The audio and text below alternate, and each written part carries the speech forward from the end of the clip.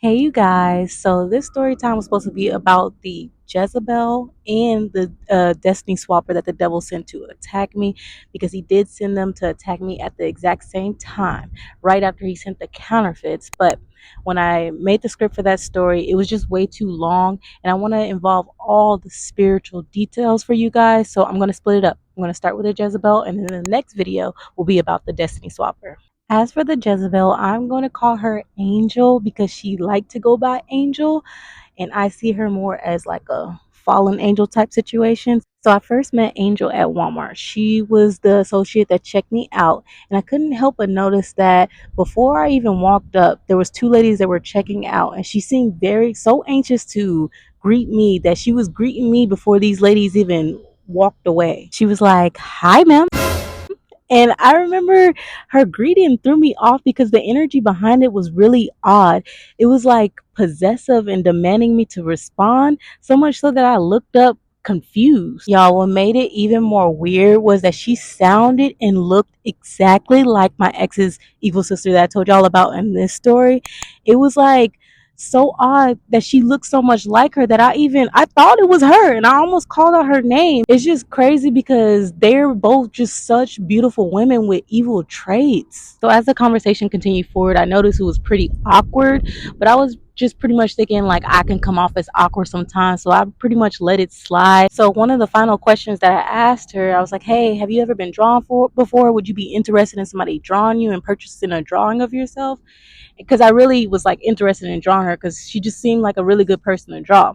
And she seemed interested in it, so I tried to get her Instagram, but she insisted on us exchanging contact information. So I was like, all right, whatever. We exchanged the information and I texted her my name. So as we were texting each other, we both kind of proved to be pretty bad texters. So we kind of agreed to basically make vague plans to meet up for like a night out in Dallas or something like that. And we ended the texting conversation there. Like, we'll talk again when we meet up. So one day out of the blue, she calls me while I was at the art studio and tells me that she's calling everybody in her phone, asking if she could temporarily stay with them because she couldn't take the toxic situation that she was living in with a toxic family member. I respond, I'm like, I'm living in a homeless shelter. And so she responds, she changes the story to, well, I am too, but the head of the shelter that I'm currently at is targeting me, trying to get me kicked out today. So I need to move shelters. So I've seen that type of spiritual warfare before. I've seen people targeting me and things like that. I've seen it before, so I believed her. So I used my connections to help her skip a whole lot of people to get moved over to my shelter that same day. I went above and beyond for this girl, doing all types of stuff for her that day while she was being very distant with me and kept walking away from me. And when she would be around me, she would make some type of comment towards my body or my beauty. That same day that I got her moved in, she got into it with two of her bunkmates. So I go and I get her side of the story, and then I go to them and get their side of the story just to try to keep the peace. And me doing that, it caused me a whole lot of unnecessary spiritual warfare with people that I had never even talked to before. But I continued forward trying to keep the peace, and when I got the story from both of them, it really just looked like they were both accusing each other of being unnecessarily rude and being childish about it. But since I was pursuing her as a friend, I went and sat her down to have a real ninja talk with her. When I sat her down, she seemed so cool, and she really thanked me for bringing her back to common sense. And she kept just repeating how people just be messing with her because she's pretty, and how I should understand because I'm pretty.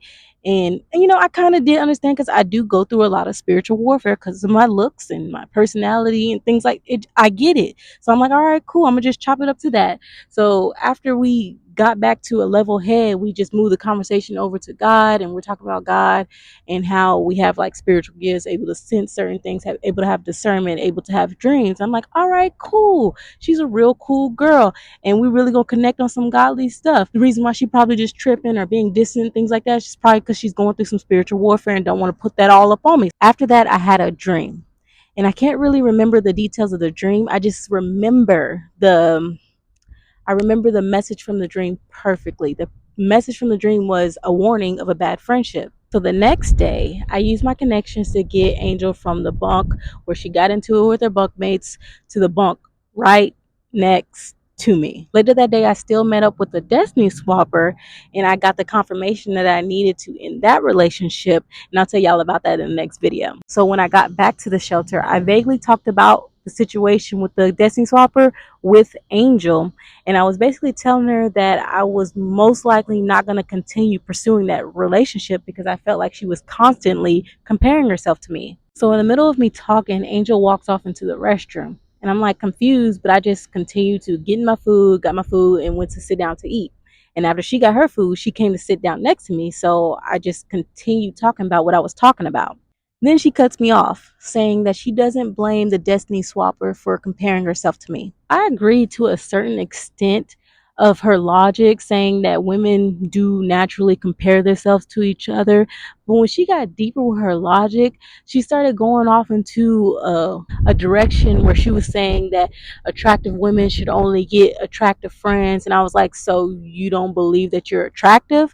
And then she responded saying, yes, I do believe that I'm attractive, but you would never be around somebody that I'm attracted to or somebody that I'm trying to date or my husband. And she was like, I wouldn't put a big stake in front of my husband. I'm too wise for that. She got even deeper into her logic, saying that she's just smart, blunt, and a bit autistic, so people don't get the way that she thinks and they don't understand her, and how she understands that people are just more attractive in certain areas. Then she brings up a couple of friends that she used to have, and she told me how they were way more attractive than me, how I'm cute, but they were way more attractive than me, and that just is what it is. I need to accept that. And she was like, I'm going to show you some pictures of them later. And she was like, when they were friends, she understood how when they would go to certain areas, they would be more attractive than her, but when she would go to other areas, she would be more attractive than them. And throughout the entire conversation, she kept saying that she wasn't insecure and kept like flicking her hair at me. You know what's crazy is I was just reminded of when I was like just meeting my ex's sister and I was trying to be friends with her, and we were in the midst of her doing her best to break me and my ex up, doing everything she could to tell him all types of stuff about me. And we had went to the mall one day, and I had told her, I was like, man, I love going out with you because you're like so pretty. And I just like the feeling of being out with another pretty girl and just being like two bad B words out together. And she didn't even crack a smile. She looked annoyed that I said that, and I was just like, oh my gosh. Like similar vibes, y'all, similar vibes. So my last question to her was, I asked her how old she was, and she responded, yeah, I know I act a lot older than my age, but I don't tell people my age. So that kind of was like my cue. I excused myself and went back to the dorms. So after dinner, it was our colors day to clean the tables after dinner, so we had to go back out there. And when I went back out there, this girl almost ran, like hurried over to me to basically come to me and whisper in my ear, yeah, in my last relationship, I gained a lot of weight, but I'm about to lose some weight. And the last time I lost some weight, my friend couldn't even be my friend anymore after I lost weight. I looked that good. And walks off. Or did I walk off? No, I think she walked off. Like, yo, it was almost funny. That's how crazy it was. And I was just like, what the heck? I was like, yeah, you're getting cut. Like, what the heck type of weird? And y'all, what's crazy is too the energy behind what she said when she was whispering in my ear. Really, like it's like I was looking down on my posture and the way that I was holding myself and the way that it was affecting me with her whispering that in my ear. It really affected my energy, and I was like, yep, you about to get cut. Like, I see how this is affecting me, and I see what it will do to me if I keep continuing being around you. You're about to get cut. So I just started being quiet, and in result, she texted me later on that day, and I don't know if she was being narcissistic and not taking responsibility for talking to me crazy, or mentally insane for not taking responsibility for talking to me crazy. Her messages are very manipulative and narcissistic and very demonic, y'all. They got an energy behind them that I don't really want to involve myself in, so I'm not gonna read them again. I'm just gonna post them here for you guys. So I respond to her with some truth, and she responds with some more of that manipulative gibberish. So the first thing I respond back to her, all right, we'll just talk about this in the morning. So I wake up to her sitting in front of my bed. I don't know if she thought that it was gonna scare me, but I just ignore her. get down from my bed and go do my morning routine. When I finish my morning routine, I go back to the room and I put out my hand like, hey, come on, you ready to go talk? Let's go talk. And she denies to go talk with me. Later that day, she texts me to text her what I was going to tell her in our talk so that there's no feelings involved. So I messaged her some more truth. But she just kept responding with some crazy stuff, agreeing with me while disagreeing with me, and then adding in some crazy stuff that really just had some weirdo, creepy energy behind the messages that were, I didn't like the effect that they were having on me. So I decided to end the relationship. When I texted her that I was ending the relationship, she responded some more cuckoo stuff like we were still gonna be cool, and I just need to chill out on my just some y'all can see from these messages some crazy stuff. And then the next morning was like pacing in front of my bed, thinking that was gonna scare me, but I just remained quiet and kept minding my business. And I noticed that she was start trying to do a lot of little things to try to make me uncomfortable, make my spirit bothered. And one of the big ones was like that pacing in front of my bed, or she'll be basically having a conversation with somebody else that she would really be having with me. Like she would be talking to somebody else, but it would be about me in some type of weird code, trying to get me bothered, trying to bother my spirit on some weirdo stuff. There was one day right after she did the pacing in front of my bed that something of mine came up missing. So I told my bunkmate under me that my face wash had come up missing. It was random and it was weird. Later on that day, she texted me accusing me of stealing her stuff. She was like, I'm not accusing you of something, but bring it back, and just weirdo stuff y'all can see from these text messages. And when she sent that message, God got in my ear like she's trying to bother your spirit any way she can, and these messages is one way she's really trying to bother your spirit. So block her. So I blocked her, and she continued with the other little weird stuff in person. But when I put that dominant, how dominant I can be on her, because it's like people be thinking because I'm kind, I'm nice, and I'll do everything that I can for you, that I can't be dominant. No, I try to protect you from my dominant side.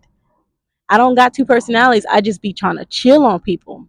But I had to put it on her, and she chilled out. But her being next to me, I brought that on myself, so I can't be mad at nobody but myself from not basically praying on things before doing them, not praying to God if I should do something before doing them, and then not listening to God because He gave me that dream before she moved in the bunk next to me.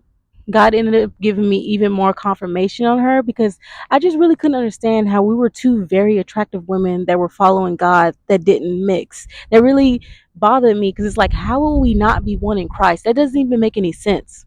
So there was one day when we were in the restroom, and there's this other bitter Jezebel spirit lady that's in the shelter that I don't even go around because it's just she wears it on her sleeve. And she was talking it up with Angel. And so the lady was asking her, she believes in God. And so Angel responds, she's like, I mean, right now I'm kind of like mad at God or beefing with God. And so I hear that, and that's crazy. It's crazy 'cause that's all I heard.